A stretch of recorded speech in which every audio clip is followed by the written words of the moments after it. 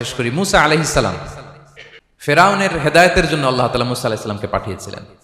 তিনি নানাভাবে তার ভাইকে নিয়ে দাওয়াত দিতে লাগলেন। নবী ছিলেন, উনি লাঠি মাটিতে রেখে দিলে এটা মুহূর্তে সাপ হয়ে যেত। তো মাটিতে তিনি লাঠি রাখলেন, এটা মুহূর্তে সাপ হয়ে গেল, যে এই যে আমি নবী। মানে না, বললেন আরো কিছু দেখা। তো মুসা আলাইহিস সালাম বগলের এখান থেকে হাত উঁচু করলে নূরের ঝলকানি হাতের মধ্যে দেখা যেত। উনি নূরের ঝলকানি দেখালেন। হত্যার পরিকল্পনা করলো তারা, যে বনি ইসরাইল মুসা এবং মুসার অনুসারী যারা আছে দুনিয়া থেকে সরাই দিতে হবে। ধরো মুসারে, ধরো মুসার অনুসারীদের ধরো। ধাওয়া পাল্টা ধাওয়া শুরু হলো। আল্লাহ নবী মুসা আলাইহিস সালাম বনি ইসরাইলকে নিয়ে বাঁচার জন্য ছুটলেন। ছুটতে ছুটতে সামনে লোহিত সাগর। দেখেন, একে তো আল্লাহর বিধান মানে নাই, এরপরে একটার পর একটা মুআজিজা আসলো, সেটাও মানে নাই। এখন নবীরে হত্যার জন্য ছুটছে। কি মনে হয় সীমালঙ্ঘন হয়েছে? একটু হয়েছে না অনেক? আল্লাহু আকবার। আল্লাহ বললেন ফাআগরাকনাল আখারিন, আমি মুসা এবং বনি ইসরাইলকে বাঁচাই দিলাম, ফেরাউন সহ তার দলবলকে সাগরে ডুবায় মারলাম। শুধু ডুবাই মারে নাই, আল্লাহ বলে ফাল ইয়াউমা নুনাজ্জিকা বিবাদানিকা লিতাকুনা লিমান খালফাকা আয়া। ফেরাউনকে লোহিত সাগরে তো ডুবিয়েছেই। আল্লাহ বলেন ফেরাউন, তোর অনুসারী যারা পৃথিবীতে থাকবে, তোর চালা চামুন্ডা যারা থাকবে, তোর খালাতো ভাই চাচাতো ভাই যারা দুনিয়াতে বেঁচে থাকবে, তাদের জন্য তোর লাশটারে আমি শুটকি বানিয়ে রাখলাম। Up to the day of judgement, কিয়ামত পর্যন্ত ফেরাউনের লাশটা মিশরের জাতীয় জাদুঘরে ড্রাই বডি হিসেবে আছে। আমি নিজে দেখে এসেছি নিজ চোখে, মমিফাইং করে শুটকি বানায় রাখছে। এভাবে পৃথিবীতে যতগুলো জাতিগোষ্ঠীকে আল্লাহ তাআলা আযাব দিয়ে ধ্বংস করেছে, তার কারণ হচ্ছে সীমালঙ্ঘন। তার কারণ কি? প্রিয় ভাইরা, আমরা যেন আমাদের লাইফস্টাইলের দিকে একটু খেয়াল করি, যে এই সীমালঙ্ঘনের কাতারে আমরা চলে আসলাম কিনা, আমাদেরকে খেয়াল রাখতে হবে। আল্লাহ তাআলা সীমালঙ্ঘনকারীকে পছন্দ করেন না। ইন্নাল্লাহা লা ইউহিব্বুল মুআতাদিন, তিনি সীমালঙ্ঘনকারীদেরকে পছন্দ করেন না।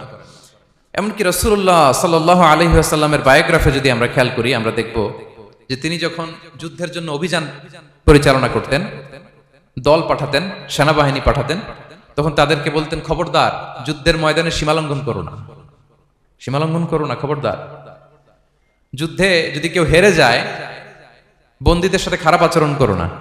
ওরা হেরে গেছে বন্দী, আপনি চাইলে তার কান কেটে দিতে পারবেন না। এখানে যুদ্ধে গিয়েছো, ওই এলাকার শিশুদেরকে মেরো না, ওই এলাকার নারীদেরকে মেরো না, ওই এলাকার পাদ্রীদের গায়ে হাত তোলো না। সন্ন্যাসীতে যারা ইবাদত করে ওদের তো দোষ নাই, সিভিলিয়ান নাগরিক, তাদের গায়ে হাত তোলো না, খবরদার। গবাদি পশুর গায়ে হাত তুলবে না, এগ্রিকালচারাল প্রোডাক্ট জ্বালিয়ে দিও না। সুবহানাল্লাহি বিহামদিহি, কি রহমতের নবী ছিলেন। সীমা লঙ্ঘন যেন না করে বিষ্ণু ইসা ইসলাম অভিযান প্রেরণের আগে তিনি স্পষ্ট বলে দিতেন খবরদার কেউ সীমা লঙ্ঘন করবে না।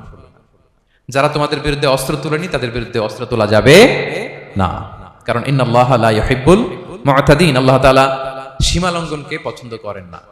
প্রিয় ভাইরা, তাহলে যে 7 শ্রেণীর ব্যক্তিকে আল্লাহ তাআলা পছন্দ করেন না, তার প্রথমটা আমরা জেনে গেলাম। তারা কারা? সীমা লঙ্ঘনকারী। আমি কিন্তু প্রায় এরকম জিজ্ঞেস করব এবং সব শেষে আপনাদেরকে নিয়ে রিভাইজ করব। তাহলে 1 নম্বরে আমরা পেলাম তারা কারা। মেহেরবানি করে সবাই বলবেন একসাথে, তারা কারা? তারা সীমা লঙ্ঘনকারী, তারা তাদের লিমিট ক্রস করে, তাদেরকে আল্লাহ তাআলা পছন্দ করে না।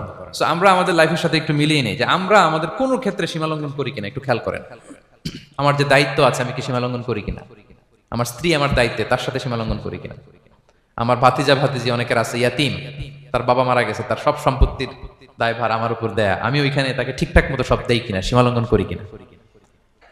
সীমালঙ্ঘন, দায়িত্ব পেলে আমরা সীমালঙ্ঘন করি। এমনকি আমরা যারা ইবাদত করি, অনেকে ইবাদতেও সীমালঙ্ঘন করি। ইবাদতেও না, ভারসাম্য থাকতে হবে, পরিমিতি বোধ থাকতে হবে। ক্ষেত্রে এই কথাটা উল্লেখ করেছেন যে তোমরা দোয়া জিকিরের ক্ষেত্রে সীমালঙ্ঘন করো না। আল্লাহ তাআলা বলেন উদউ রাব্বাকুম তাদাররুআ ওয়া খুফিয়া ইন্নাহু লা ইউহিব্বুল মুআতাদিন, তোমরা আল্লাহকে ডাকো কেমন ভাবে? তাদাররুআ ওয়া খুফিয়া, সবিনয়ে গোপনে, সবিনয়ে ডাকো, চুপিসারে ডাকো, গোপনে গোপনে ডাকো, অল্প আওয়াজে ডাকো। কারণ কি? ইন্নাল্লাহা লা ইউহিব্বুল মুআতাদিন, আল্লাহ সীমালঙ্ঘনকারীদেরকে পছন্দ করেন না। তাহলে আপনি যদি দোয়া করেন আল্লাহর কাছে, যখন জিকির করবেন বিনীতভাবে, চুপিসারে, সবিনয়ে, বিষ্ণু ইসা ইসলাম যেভাবে শিখিয়েছেন ওইভাবে জিকির করবেন। নাকি জিকির করতে করতে মানুষের কাঁধে উঠবেন? ইন্নাহু লা ইউহিব্বুল মুআতাদিন, আল্লাহ সীমালঙ্ঘনকে পছন্দ করেন না। এই কথাটা ঢুকাইছে কোথায়? দোয়া আর জিকিরের মধ্যে। কারণ আল্লাহ জানে আল্লাহর কিছু বান্দা থাকবে, তারা দোয়া এবং জিকিরের সময় কি করবে? সীমালঙ্ঘন করবে।